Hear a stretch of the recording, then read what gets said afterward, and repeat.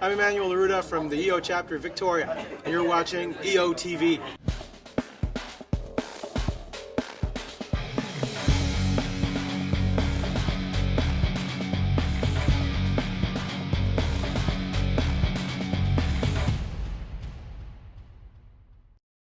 Welcome to EOtv. I'm Andrea Collins. And I'm Randall Mauricio reporting in for duty. This is your weekly Entrepreneurs Organization webcast. And this week, Gilbert Rustom has some ideas to help you build your company brand. And from EO Idaho, member Scott Hatter shares how EO members helped him with some billing and landlord issues. Also, entrepreneur and speaker Jon Gordon gives us some tips on achieving long-term success in your business. And in our tip of the week, Warren Rustand shares the value of a board of directors. It's a full show, so let's get it going. Let's do it. Building a successful company brand can sometimes feel like an impossible task. The brand has to reflect your target audience, fit into your target market, and be relevant throughout the life of your business. Well, EO Saudi Arabia member Gilbert Rustam can help. And here are his tips on building a relevant and successful brand. Start building your brand by collecting important and relevant data through research. It's crucial to understand your product or service, your target audience, and their expectations. Researching your competition and the needs of your market will save you money and help you develop the right brand. Your customers don't need to know what your brand is not, so make sure to focus your marketing efforts into understanding and communicating all the benefits of your brand. Once you fully understand the benefits and features of your product, communicate them honestly. Give your brand a personality.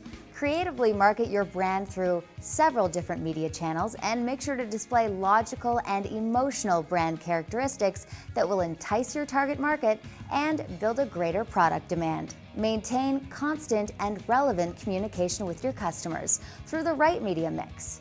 Every penny invested should be optimized through constant client touches. Not sure of what the right mix is? Consult a media planner to help you find the right voice and media channel for your brand. Creating serious loyalty between your brand and your customers can create a barrier so strong that competition can't even enter your market. And more importantly, customer loyalty and demand increases your revenue and lets you know your brand is relevant to your customer. In this week's Spotlight, EO Idaho member Scott Hatter shares how his EO group helped him sort out a problem with his credit card systems and also helped him negotiate with his landlord. Let's take a look.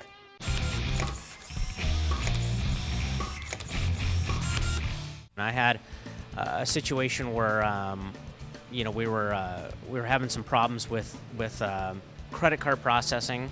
One of the guys jumped in and helped me figure out I had a glitch in my system that was not, for almost 60 days, was not giving me all my money from my credit cards. And we made one flip of the switch that he helped me with, and all of a sudden my bank account had a bunch more money in it, which was pretty impressive. We also have another guy that does turnaround businesses, and he sat down with me on one site that I was having some challenges with how to approach my landlord and look at situations maybe to approach them about rent relief and the current economy and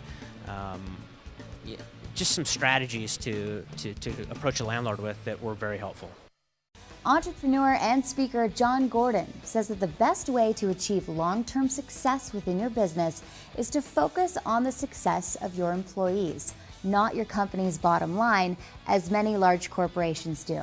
Jon even suggests that as an entrepreneur, becoming a positive role model and developing an employee-driven strategy is the only way to see the true and lasting success in your business. Here are Jon's tips on developing an employee-driven strategy within your company. Care about your employees. Employees are much more likely to stay on board if they know that you care about them.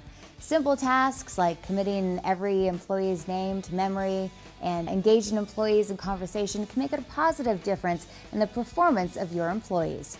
Ask your company leaders and managers to do this as well, so that every employee will know that the organization is concerned about their well-being. Develop a relationship with your employees. Far too many managers and leaders focus on rules and place strict deadlines on their staff, but they don't make any effort to share a relationship with them. This disconnects employees and alienates them from the company team. Focus less on rules and punishment and invest more time in team building exercises that gives management the opportunity to listen to and mentor your employees. The result will be a dramatic increase in team performance and productivity. Appreciate your employees. One of the main reasons that staff leave their job is that they don't feel appreciated. Appreciating an employee is as easy as saying thank you, writing a personalized email, or even a recommendation letter.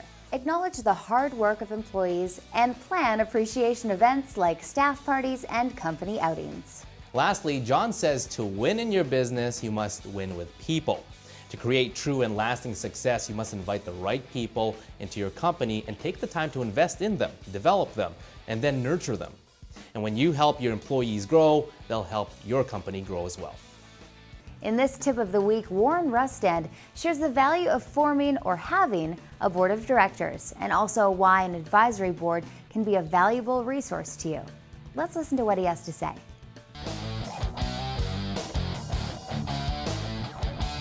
Hi, my name is Warren Rustand. I'm the Managing Director of SC Capital Partners, an investment banking firm.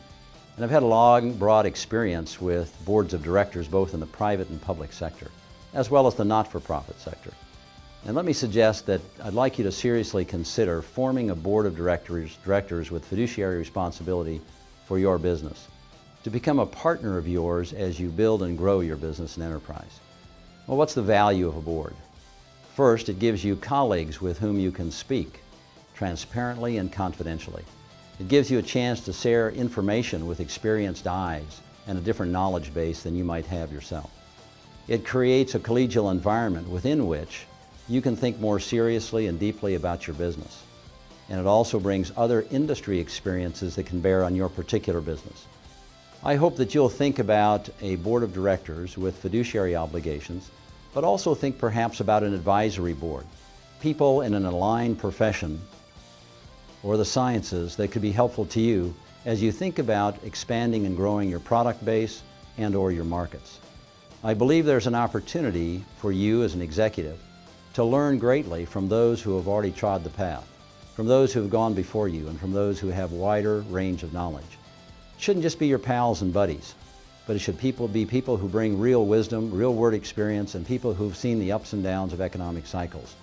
They will bring to your table and to your discussion unique perspectives which will make your business and you personally a better performing Chief Executive Officer. Thanks for tuning in. Next week, get this, we take a look at learning to survive, self-defense tactics for you and your business. But before we go, my final thought for this week: whether you think you can or you think you can't, you're right.